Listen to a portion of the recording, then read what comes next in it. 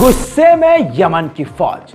Yemen के defence minister का एक ऐसा वीडियो आया है जिसमें वो अपने नौसेना अधिकारियों को ऑर्डर दे रहे हैं इजराइल के जहाजों को डुबा दो।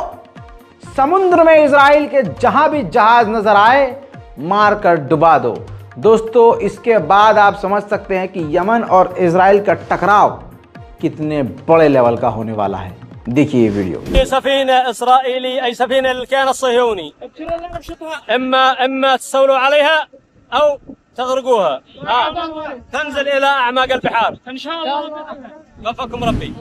इजराइल पर इसी तरह से यमन पूरे गुस्से के साथ मिसाइल अटैक, ड्रोन अटैक, तमाम अटैक कर रहा है और समुद्र में इजराइल के खिलाफ कामयाबी भी हासिल कर रहा है। यमन अमेरिका के युद्धपोत की तरफ भी मिसाइलें दाग रहा है यमन।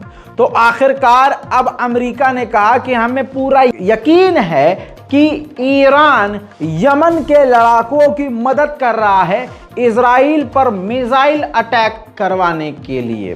दोस्तों, बीमार था 2 दिन और आगे भी हो सकता हूं, रोबोट नहीं हूं, तो आप ज़्यादा विचलित न हो, हाथ उठाकर दुआओं में याद रखें। और इसीलिए कहता हूं कि मेरे इंस्टाग्राम पर मुझे आप फॉलो कर लीजिए। ये भैया मेरा इंस्टाग्राम है, रज़ाग्राफी_ऑफिशियल लिख के आप मुझे फॉलो कर सकते हैं। फर्जी आईडी से सावधान, बहुत सारे फर्जी लोग भी हैं, इसलिए मैंने अपना प्रोफाइल सब खोल के दिखा दिया है।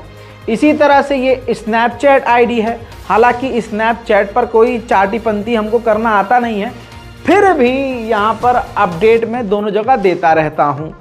ठीक है, एक और ऐलान समाप्त फरमा लीजिए। हमारी वीडियोस को काट काट कर हज़ारों लाखों लोग अपलोड कर रहे हैं। ससुरे हमारी वीडियो डाल डाल कर खुद के मिलियन फॉलोवर बना लिए हैं और हम अटके हुए हैं 50,000 53,000 फॉलोवर पर इंस्टाग्राम पे अपने। तो देखिए, ये बात तो है गलत। दूसरी बात ये भी गलत है, टेक्निकली गलत है, जब आप हमारी वीडियो को क्रॉप करके ट्रिम करके बहुत सारे ऐसे फैन पेज हैं या बहुत सारे ऐसे दूसरे लोग हैं जो डाल रहे हैं, आप क्रेडिट नहीं दे रहे हैं, अगर आप डिस्क्रिप्शन में मेंशन ही नहीं कर रहे हैं कि असली वीडियो किसका है, कहाँ से लिया गया है, तो यहाँ आप लीगल तौर पर गलत हो जाएंगे। तो अगर हमारी तरफ से कंप्लेंट या स्ट्राइक आ गई तो फिर आप मत कहिएगा रज़ा भाई हमने तो कौम के लिए किया था। अरे कौम के लिए तो रज़ा भाई कर रहे हैं, आपने अपने फॉलोअर बढ़ाने के लिए किया था। नहीं तो आपको लीगली तरीका तो यही है सही कि आपको मेंशन करना है हमारा ओरिजिनल आईडी रज़ाग्राफी_ऑफिशियल। कम से कम इतना तो कीजिए, वरना क्या फ़ायदा। अब स्ट्राइक हमारी टीम मारेगी बैठ के तो आपका चैनल ही उड़ जाएगा, पूरा अकाउंट ही गायब हो जाएगा। भैया हमारी कोई जिम्मेदारी नहीं है, वरना आप हमारा ओरिजिनल अकाउंट और क्रेडिट देकर आप हमारी पूरी वीडियो अपलोड कीजिए। मैं बोल रहा हूँ कोई स्ट्राइक नहीं आएगा। आगे बढ़ते हैं। अब हौथीस का डर इतना ज़्यादा है कि अमेरिका के डिफेंस मिनिस्टर ने सऊदी अरब के डिफेंस मिनिस्टर से बात करी है और खिचड़ी पकाने की कोशिश की है कि कुछ न कुछ किया जाए कि हौथीस को अपने में उलझा दिया जाए। इसी बीच एक बड़ी खबर आई। वो बड़ी खबर यह है कि हौथीस को उलझाने के लिए एक यमन के अंदर ही एक टुकड़ी है, सैन्य टुकड़ी है, वो यूएई सपोर्ट करता है, यूएई उसको सपोर्ट करता है, सऊदी अरब उसको सपोर्ट करता है, अमेरिका उस ग्रुप को सपोर्ट करता है। यमन में 2 ग्रुप हैं, मान लीजिए फॉर एग्जांपल, हैं तो बहुत सारे, लेकिन एक ऐसे ग्रुप को स्पॉन्सर करने की तैयारी की जा रही है जो यमन में है, जो यमन के अंदर रह के अंसारुल्लाह और यमन के दूसरे संगठनों पर अटैक करेगा। इससे ये होगा कि यमन के जो अंसारुल्लाह हैं, यमन की जो सेना है, वो अंदर ही अंदर भिड़ जाएगी और इसके बाद हालात बिगड़ जाएंगे। यमन बेचारा अपने में उलझ के रह जाएगा और इजराइल अपना फोकस पूरी तरह से गाज़ा को हासिल करने में लगाएगा। ये बात बिल्कुल हकीकत है। अमेरिका ने इस बारे में अरब देशों से बात भी कर ली है।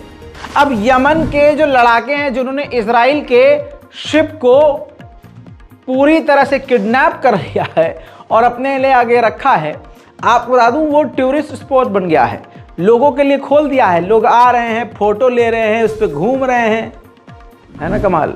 अब एक बात का बहुत बड़ा खुलासा मैंने किया है जो आपने बड़े हल्के में सुन लिया। सुनिए, अमेरिका इजराइल सऊदी अरब से और यूएई से बात कर रहे हैं, यमन के अंदर दूसरे संगठन को स्पॉन्सर करेंगे और लड़वा देंगे। इस पर यह आ गई है अब यमन की धमकी, रिएक्शन यमन का। यमन ने आधिकारिक तौर पर यूएई और सऊदी अरब को धमका दिया है। कह दिया है कि अगर हमारे खिलाफ जाकर इजराइल की मदद की तो बाबूजी हम वो काम करेंगे जो आपने सोचा नहीं। हम यूएई और सऊदी अरब के ऑयल कंपनियों को, ऑयल फैक्ट्रीज को निशाना बनाएंगे, फिर बाद में हमसे मत कहना। उधर हूथीस का डर कुछ इस तरह से है कि अमेरिका ने इजराइल से कहा है कि हूथीस के अटैक का जवाब न दें। हूथीस अगर हमला करे तो पलटवार ना करें, क्योंकि उसके लिए, उन लोगों के लिए हमने समुद्र में अपनी वॉरशिप तैनात की हुई है, उनको हम देख लेंगे। तो अपना फोकस एक जगह रखो। अब खुद देख लीजिए कि यमन के हूथीस कितना भारी पड़ रहे हैं अमेरिका पर। गल्फ के तमाम देशों से, तमाम अरब देशों से, इंटरनेशनल रिपोर्ट, तमाम देशों से अमेरिका बात कर रहा है हूथीस को लेकर। हूथीस अमेरिका के जहाजों पर भी खौफनाक हमला कर रहे हैं। इससे अब बौखला गया है अमेरिका का पूर्व सैनिक। पूर्व कमांडर ने कहा है अमेरिका से कि हूथीस के हमलों का जवाब जरूर दो। रोजर वाटर एक इंटरनेशनल सिंगर हैं, काफी बेहतरीन। ये देखिए, कोलंबिया के प्रेसिडेंट से उन्होंने मुलाकात करी और कोलंबिया के प्रेसिडेंट और इंटरनेशनल सिंगर रोजर वाटर ने, दोनों ने मिलकर फिलिस्तीन का झंडा लहराया। पूरे यूरोप में इस वीडियो को वायरल बताया जा रहा है। ईयू के फॉरेन पॉलिसी चीफ ने कहा है कि ओस्लो अकॉर्ड, जो 30 साल पहले एग्रीमेंट इजराइल और फिलिस्तीन के बीच हुआ था, उसके मुताबिक जो लाइन इजराइल के अंडर गई थी कि यहीं तक आपको रहना है, उससे कई गुना ज्यादा, यानी 4 गुना ज्यादा इजराइल ने फिलिस्तीन के इलाकों पर गैर कानूनी तरीके से कब्जा कर लिया है। उधर रजब तैयब एर्दोगान ने कहा कि सैकड़ों पत्रकार गाजा में मारे गए हैं और जो फ्री प्रेस की बात करते हैं वो तमाम संगठन और तमाम लोग खामोश बैठे हैं। एर्दोगान ने आगे ये भी कहा कि तुर्की ये चाहता है कि जो जेनोसाइड कर रहे हैं उनको सजा मिले और ये जेनोसाइड तुरंत बंद हो जाए। रजब तैयब एर्दोगान ने कहा कि इजराइल सिर्फ औरतों और बच्चों को नहीं मार रहा है, बुरे से बुरे हाल में, बुरी से बुरी कंडीशन में पत्रकार जो वहां रिपोर्टिंग कर रहे हैं, अपना काम कर रहे हैं, उनको भी मार रहा है। अब सुनिए एक बेहतरीन वाली बात। इजराइल के सैनिक जो गाजा के अंदर हमलावर हैं, उनकी आंखें खराब हो रही हैं। नहीं पता इन्फेक्शन हो रहा है, बीमारी चल रही है, क्या हो गया है, अल्लाह का अजाब नाजिल हो रहा है, अल्लाह जाने। लेकिन हिंदी रिपोर्ट, इंग्लिश रिपोर्ट, अंतर्राष्ट्रीय रिपोर्ट हर जगह आ चुकी है कि इजराइल के सैनिक जो गाजा में हैं वो आंखों से काफ़ी परेशान हो रहे हैं, उनकी आंखें खराब हो रही हैं और ये हज़ारों की तादाद में हो रहा है। वहीं अमेरिका के डिफेंस मिनिस्टर ने इजराइल के डिफेंस मिनिस्टर से फ़ोन पर बात की और कहा है कि आपके सेटलर्स जो फिलिस्तीनियों पर हमला कर रहे हैं उसे तुरंत बंद करवाइए। उधर जेरूशलम में इजराइल ने सेटलर्स का मार्च अलाउ कर दिया है, यानी हमें मारकर हमारे घरों में जनाजे गिराकर जश्न मनाएंगे यहूदी और अपने हमारे ही मोहल्ले से निकलेंगे। और उस मोहल्ले पर पहले से कब्जा इजराइल ने किया हुआ है। तो जेरूशलम में मार्च, सेटलर्स का मार्च जो होने वाला है, उसको अप्रूवल दे दिया है इजराइल ने। जानबूझ के ये सब किया जा रहा है, जिसके बाद मुस्लिम संगठनों ने इसकी निंदा की है। खैर, इसके अलावा कर ही क्या सकते हैं। फ्रांस की पत्रकार ने तो साफ कह दिया, जितने पत्रकार गाजा में मारे जा रहे हैं, इतने पत्रकार तो वर्ल्ड वॉर 2 में मारे नहीं गए। सुन लीजिए। Informer est devenu une mission quasi impossible aujourd'hui à Gaza. C'est d'abord les journalistes internationaux n'ont pas accès à cette bande de Gaza. Les rares journalistes qui ont eu accès à la bande de Gaza l'ont été embarqués aux côtés de l'armée israélienne.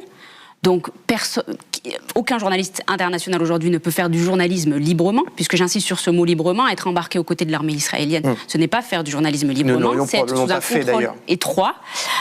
Donc il est impératif, je pense, et y compris ici, de le dire, qu'il faut que les autorités israéliennes rouvrent l'accès à la bande de Gaza. C'est impératif pour que nous puissions, journalistes, nous y rendre, faire notre travail.